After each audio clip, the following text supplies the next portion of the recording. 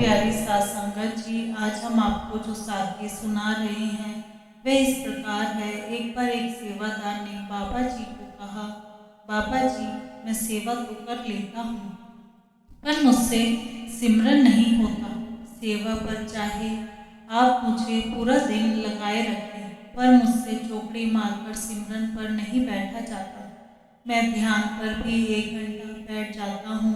बाबा जी बोले, भाई, संगत सिमरन तो कर लेती है, लेकिन ध्यान पर तो वह 1 मिनट भी नहीं बैठती। कोई कहता है, बाबा जी, मेरे पैर दुखते हैं, कोई कहता है मेरे गोडे दुखते हैं, कोई कहता है ध्यान पर बैठने से मेरे हाथों में दर्द होता है। तुम ध्यान पर 1 घंटा बैठ जाते हो, सिमरन करने में तुम्हें ऐसी क्या दिक्कत है? तो वह सेवादार बोला, बाबा जी, मेरी सुबह 3 बजे नींद नहीं खुलती। बाबा जी बोले, भाई, उसकी चिंता ना कर, मैं सारी संगत को 3 बजे उठाने जाता हूँ, तो मैं तुम्हें भी उठा दूंगा। वह बोला, इतनी जल्दी मेरे से तो बैठा ही नहीं जाएगा। बाबा जी बोले, अच्छा, तुम उठ तो जाओगे ना? वह बोला, बाबा जी, आप उठाएंगे तो मैं उठ भी जाऊंगा। बाबा जी बोले, फिर सिमरन करेगा या नहीं? वह कहता है, बाबा जी, मैं थोड़ी देर सिमरन भी कर लूँगा, उसके बाद फिर सो जाऊँगा। बाबा जी अगले दिन सुबह 3 बजे उसे उठाते हैं, तो वह उठकर 5 या 10 मिनट सिमरन करके सो जाता है।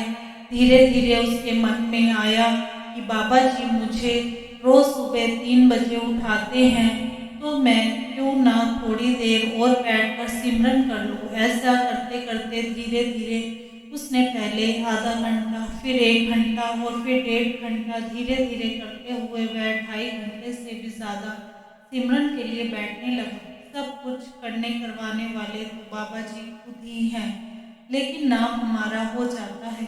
बाबा जी ही उससे सिमरन करवाना चाहते थे। उन्हीं की दया से वह सिमरन में लग गया।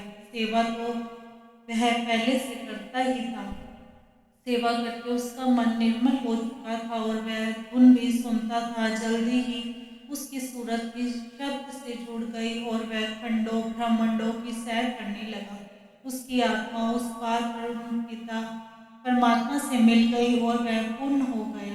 एक इंसान को और क्या चाहिए? इस दुनिया में हम किस लिए आए हैं? हमारे यहाँ आने का असली मकसद क्या है? वह काम किए बिना अगर हम ऐसे ही चले गए तो 84 के जेल खाने में हमेशा कैद रह जाएंगे। हमारे प्यारे बाबा जी ही हैं जो हमें इस 84 के जेल खाने से बचा सकते हैं। वह आदमी बाबा जी का बार बार शुक्र करने लगा। इसी के साथ एक छोटी सी साखी और है। बाबा जी संगत को दर्शन दिखाने के लिए कई सत्संग घरों में जाते रहते हैं।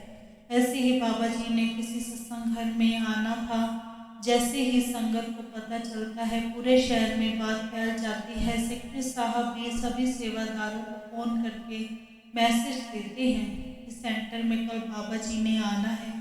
सभी सेवादार अपनी सफ़ेद ड्रेस डालकर सुबह सत्संग घर में पहुंच जाना। संगत कारों पर, स्कूटरों पर, बाइकों पर और ट्रॉलियां भर भर कर आने लगती है।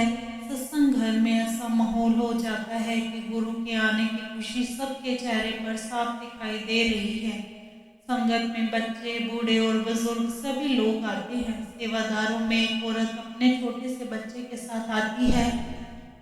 अपने छोटे बच्चे को दूसरे बच्चों के साथ खेलते छोड़कर वह सेवा में लग जाती है। उसकी किचन में सेवा थी। सत्संग घरों में बच्चे की कोई चिंता नहीं होती, क्योंकि गेट पर सिक्योरिटी सेवादार होते हैं जो किसी भी बच्चे को अकेला गेट के बाहर नहीं जाने देते। सत्संग पंडाल में सुबह से ही बहुत संगत पहुंच जाती है। पूरा पंडाल संगत से भर जाता है। सारे सेवादार भी अपनी अपनी सेवा में लग जाते हैं। शहर के दूसरे सेंटरों के सेवादारों को भी सेवा पर बुलाया जाता है, क्योंकि संगत बहुत ज़्यादा आ जाती है। उनको संभालने के लिए सेवादार चाहिए। सभी सेवादार मिलकर भाग भाग कर गुरु घर में सेवा कर रहे होते हैं, ताकि संगत को किसी भी प्रकार की परेशानी ना हो। सत्संग पंडाल में पाठी शब्द बोल रहे होते हैं, ताकि संगत आराम से बैठी रहे और उसका मन भी लगा रहे। संगत का ध्यान बाबा जी की तरफ जाए। बच्चों के साथ खेलते खेलते उस सेवादारनी के बच्चे ने अपने मुंह में एक पत्थर डाल लिया, जो पत्थर उसके गले में फंस गया। और बच्चों ने बताया कि इस बच्चे ने अपने मुंह में पत्थर डाल लिया है और वापस नहीं निकला। बच्चा वहीं पर गिर गया तो पास खड़े सेवादार ने उसे देखा और भागकर उसके पास गया और उसके गले में से पत्थर निकालने की कोशिश की। उसके गले से पत्थर नहीं निकला तो उसने और सेवादारों को आवाज देकर बुलाया। सभी सेवादार वहां पर इकट्ठे हो गए। इतने में वहां के सेक्रेटरी साहब भी वहां पर पहुंच गए। एक सेवादार ने उस बच्चे को पानी भी पिलाया और पत्थर उसके गले में से निकालने का नाम नहीं ले रहा था। इतने में उस बच्चे की मम्मी भी आ गई। अपने बच्चे को इस हालत में देखकर वह बहुत घबरा गई और हाथ जोड़कर मन ही मन बाबा जी को विनती करने लगी कि बाबा जी मेरे बच्चे की रक्षा करो, उसे बचा लो। यह सब देखकर वहां पर और भी बहुत सी संगत इकट्ठी हो गई। सब लोग अपनी अपनी राय देने लगे। इतने में वहां पर बाबा जी की कार आ गई। जैसे ही बाबा जी पंडाल में जाने लगे तो भीड़ को देखकर बोले, भाई यह भीड़ क्यों इकट्ठी हो रही है? तो एक सेवादार ने बताया कि बाबा जी एक छोटे बच्चे ने मुंह में पत्थर डाल लिया है, जो उसके गले में फंस गया है। बाबा जी ने ड्राइवर को गाड़ी में से पानी की बोतल लाने के लिए कहा और बाबा जी खुद उस भीड़ की तरफ चले गए। बाबा जी को देखकर सारी भीड़ छट गई और उनके दर्शन करने लगी। तभी बाबा जी ने उस बच्चे को अपनी गोद में उठा लिया और बोतल से पानी पिलाया तो बच्चे ने उसी समय उल्टी कर दी और पानी के साथ साथ वह पत्थर भी बाहर आ गया। यह सब देखकर सब कहने लगे कि हमारे मन में यह बात क्यों नहीं आई। सारी संगत बाबा जी का शुक्र शुक्र करने लगी।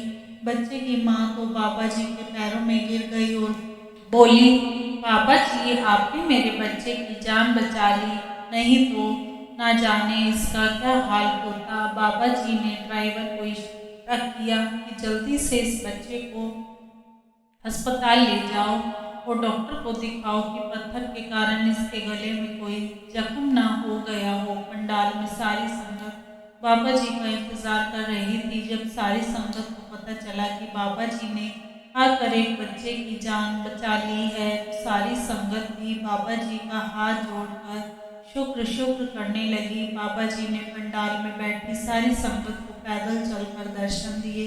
कुर्सी पर बैठे बुजुर्गों को भी पास जाकर दर्शन दिए और उनका हालचाल भी पूछा। सारी संगत अपने प्यारे बाबा जी का दर्शन करके बहुत खुश थी।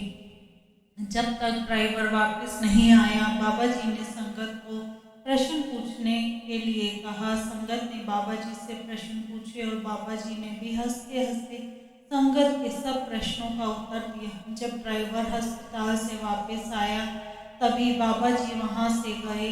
बाबा जी ने पूरी संगत को अपने दर्शनों से निहाल कर दिया। सभी हाथ जोड़कर अपने प्यारा बाबा जी का शुक्र शुक्र करने लगे। शुक्र मालिका, शुक्र दात्या, आपका बहुत बहुत शुक्रिया। इसी के साथ इजाजत चाहते हैं, मिलते हैं अगली साखी में। तब तक के लिए राधा स्वामी जी। अगर आपको साखी अच्छी लगी हो तो कमेंट बॉक्स में राधा स्वामी अवश्य लिखिए जी और चैनल को सब्सक्राइब करना ना भूलें जी। राधा स्वामी जी।